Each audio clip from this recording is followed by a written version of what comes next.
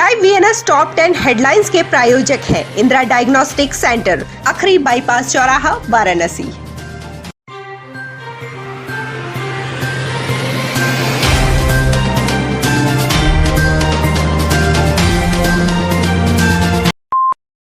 वाराणसी में बुधवार को कोरोना के 244 नए मामले सामने आए हैं। बीते 24 घंटे में कोरोना से 5 मरीजों की मौत हुई है। बुधवार को होम आइसोलेशन से 881 मरीजों को छुट्टी मिली है। अस्पताल से 100 मरीजों को डिस्चार्ज किया गया है। जिले में कोरोना से मरने वालों का आंकड़ा 710 है। अब तक 79,855 कोरोना पॉजिटिव मरीज वाराणसी में मिल चुके हैं, जिनमें से 74,509 लोग स्वस्थ हो चुके हैं, जबकि एक्टिव केसों की संख्या 4,636 है। सारनाथ थाना क्षेत्र के श्रीनगर कॉलोनी स्थित एक कच्चे मकान में 2 लाशें मिलने से सनसनी फैल गई। शव होने की सूचना स्थानीय लोगों ने पुलिस को दी थी। मौके पर पहुंची पुलिस ने सड़ चुकी लाशों को कब्जे में लेकर मोर्चरी में रखवा दिया है। एसीपी कैंट अभिमन्यु मांगलिक ने बताया कि अंकित मौर्य नाम के व्यक्ति ने 112 नंबर पर कॉल करके सूचना दी थी कि उसके मकान के पास स्थित एक घर से बदबू आ रही है, शायद अंदर कोई शव है। इस सूचना पर पुलिस आई तो घर के अंदर एक कमरे के बेड पर 2 लाशें सड़ी हुई अवस्था में मिली हैं।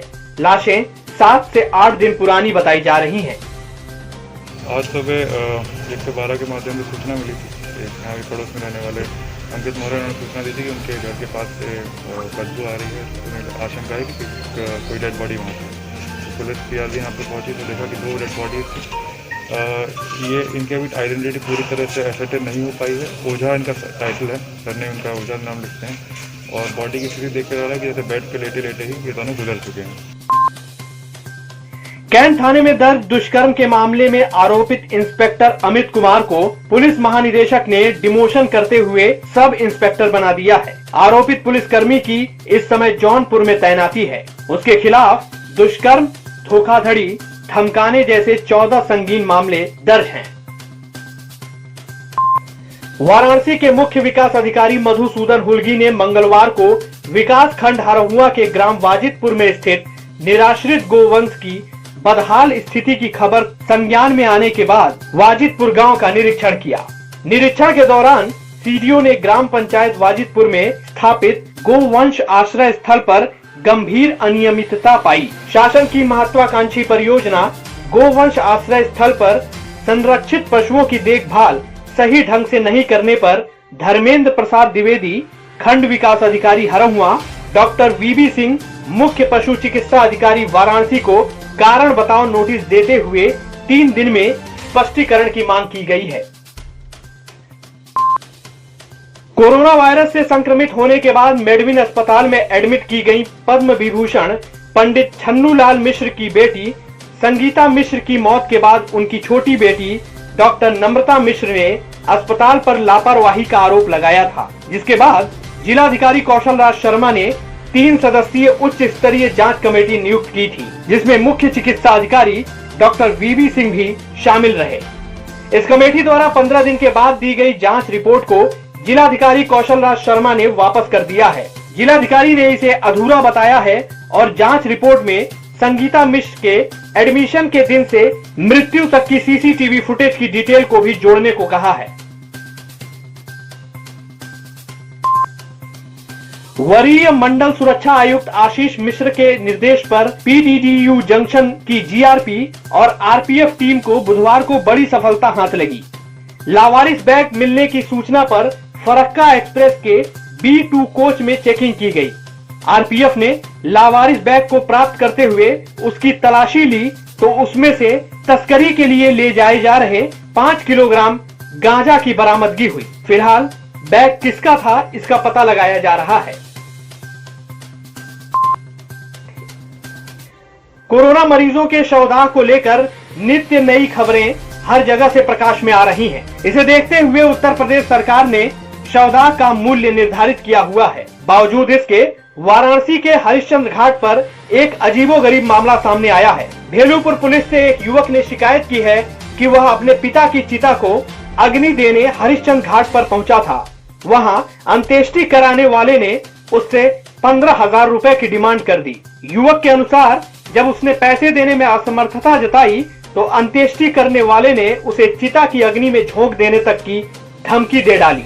वहीं भेलूपुर पुलिस ने पूरे प्रकरण की गंभीरता को देखते हुए आरोपी को गिरफ्तार कर लिया है।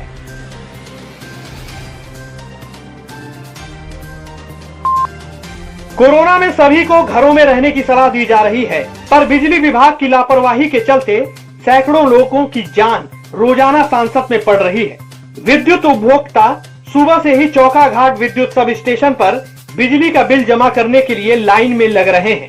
सभी अपने पुराने बिल के आधार पर नया बिल चेक करवा के बिल जमा करा रहे हैं, क्योंकि न तो मीटर रीडर आ रहा है और न ही ऑनलाइन बिल जमा हो पा रहा है। ऑनलाइन जमा करने के बाद भी उसकी वैल्यू अधिकारी नहीं मानते हैं। मनमानी तो करते ही हैं, कभी आता है 17 को, कभी फिर आता है 28 को, कभी 25 को आता है। अरे एक यही खुला ही है और कहीं जा रहे हैं तो सब जगह बंद चल रहा है। कह रहे हैं कि चौका घाट जाइए, ऑनलाइन करिए तो ऑनलाइन में सर्वर क्रैश हो जा रहा है, तो मजबूरी में खड़ा होकर 1 घंटा लाइन जमा करना पड़ रहा है। नहीं, रीडिंग करने के लिए हमारे घर नहीं आते हैं। बहुत काफी टाइम से 1 साल 1.5 साल हो गया। भारत सरकार द्वारा 18 वर्ष से 44 वर्ष के लोगों के लिए वैक्सीनेशन प्रोग्राम शुरू किया गया है। वाराणसी में 1 मई से इस श्रेणी का वैक्सीनेशन शुरू हो चुका है। वैक्सीनेशन के प्रति युवा काफी जागरूक भी दिखाई दे रहे हैं, लेकिन स्लॉट बुक न होने या वैक्सीनेशन सेंटर पर डोज खत्म होने पर रीशेड्यूल होने की वजह से युवा काफी परेशान हैं। राजकीय आयुर्वेदिक अस्पताल में भी युवाओं की भीड़ वैक्सीनेशन के लिए पहुंच रही है। यहां पहुंचे युवाओं में से कुछ का स्लॉट 15 दिन के प्रयास में बुक हुआ है, तो वहीं कुछ को रीशेड्यूल होकर नया स्लॉट मिला है। हम तो काफी टाइम से ट्राई कर रहे हैं, बट स्लॉट नहीं मिल रहा है। वो दिखा रहा था हमेशा, लेकिन कल मिल गया। एमएलसी एके शर्मा की अध्यक्षता में बुधवार को कमिश्नरी सभागार में मंडलायुक्त दीपक अग्रवाल तथा जिलाधिकारी कौशल राज शर्मा संग एक आवश्यक बैठक की गई। जिले के सरकारी और निजी अस्पतालों के बच्चों के डॉक्टरों संग बैठक कर संभावित कोरोना की तीसरी लहर का सामना करने की तैयारी को लेकर गहन मंत्रणा की गई। इस दौरान एमएलसी एके शर्मा ने 1 जून से बच्चों के सैंपल कलेक्शन का कार्य शुरू करने तथा कल से ही बीएचयू के विशेषज्ञों को मास्टर ट्रेनर तैयार करने का निर्देश दे दिया है।